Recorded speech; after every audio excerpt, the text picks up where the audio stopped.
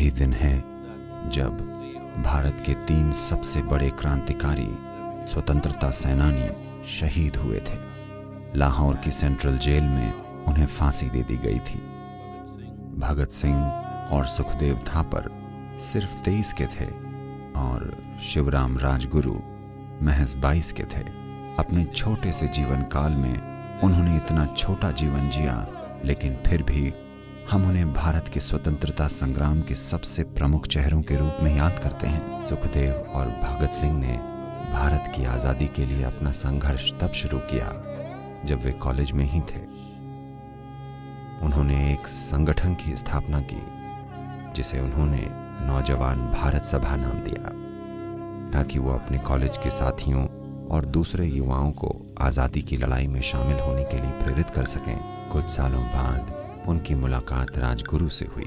पुणे निवासी राजगुरु एक संस्कृत के विद्वान और एक पहलवान भी थे।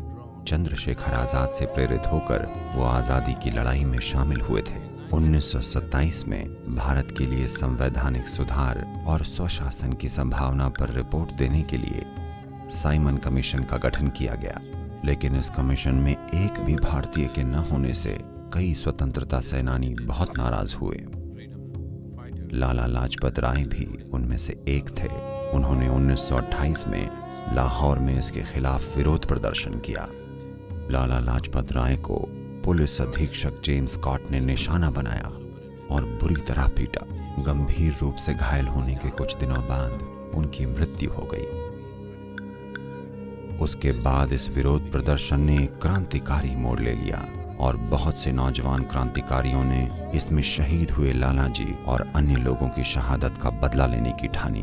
तो उन्होंने जेम्स स्कॉट की हत्या करने की योजना बनाई, जिसने लाला जी को पीट पीट कर मृत्यु तक पहुंचा दिया था। भगत सिंह, चंद्रशेखर आजाद, सुखदेव और राजगुरु सहायक अधीक्षक जॉन सॉन्डर्स को मारने में सफल भी रहे, जिसने पुलिस के एक बड़े तलाशी अभियान की शुरुआत कर दी, लेकिन वो भागने में सफल रहे।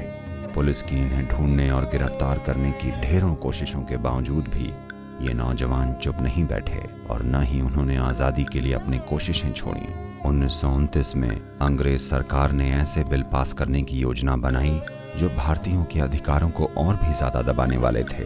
तब उन्होंने दिल्ली में केंद्रीय विधानसभा में बम फोड़ने की योजना बनाई। इस धुएं वाले बम को फेंकने का इरादा किसी को मारना नहीं था। ये इसलिए था ताकि उनकी आवाज सुनी जाए और वो अपने साथी भारतीयों को जगा पाएं और प्रेरित कर सकें। हालांकि भगत सिंह और बटुकेश्वर दत्त, जिन्होंने असेंबली में बम फेंका, वहां मची घबराहट और भगदड़ में भाग सकते थे, पर उन्होंने ऐसा नहीं किया, बल्कि वहीं खड़े रहकर इंकलाब जिंदाबाद के नारे लगाते रहे। तो ये जानते हुए भी कि उन्हें फांसी पर चढ़ा दिया जाएगा, वो वहां गए।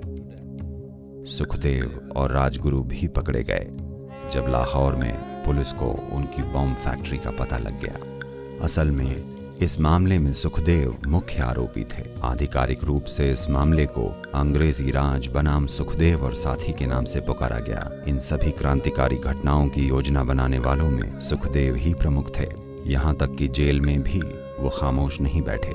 मुकदमे के दौरान भगत सिंह और उनके साथियों ने प्रसिद्ध जेल भूख हड़ताल शुरू कर दी, जो कि जेल में ब्रिटिश कैदियों के मुकाबले भारतीय कैदियों के साथ हो रहे अनुचित व्यवहार के खिलाफ थी। वो अनिश्चित काल के लिए भूख हड़ताल पर चले गए। उनकी मांग ये थी कि क्रांतिकारियों के साथ राजनैतिक कैदियों की तरह व्यवहार किया जाए। आखिर में अंग्रेजों ने उनकी कुछ मांगे मान ली और उनमें से ज्यादातर ने सितंबर में अपनी हड़ताल खत्म कर दी। लेकिन भगत सिंह के लिए ये काफी नहीं था।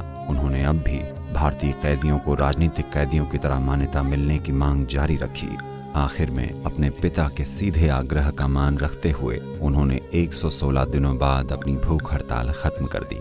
23 मार्च 1931 को ये बहादुर लोग अपने चेहरे पर एक मुस्कान के साथ फांसी पर चढ़ गए। उन्होंने अपने चेहरे पर काला कपड़ा ढकने से इनकार कर दिया। अपने ही हाथों से अपने गले में फांसी का फंदा डाला। महात्मा गांधी ने भगत सिंह, सुखदेव और राजगुरु की फांसी की सजा कम करवाने की कोशिश की। फांसी के ठीक पहले सुखदेव ने गांधी जी को एक पत्र लिखा। उन्होंने कहा, हमारे फांसी पर चढ़ने से भारत को ज्यादा फायदा होगा, बजाय हमारी सजा के कम होने से। ऐसी थी इन युवाओं की भक्ति कि उन्होंने खुशी खुशी अपनी मातृभूमि को बचाने के लिए अपनी जान न्यौछावर कर दी। और इस दिन हम याद करते हैं कि कैसे राष्ट्र के लिए उनके जीवन की भेंट ने इस पीढ़ी के लिए और आने वाली पीढ़ियों के लिए, हम सभी के लिए एक स्वतंत्र राष्ट्र का निर्माण किया है। नमस्कार।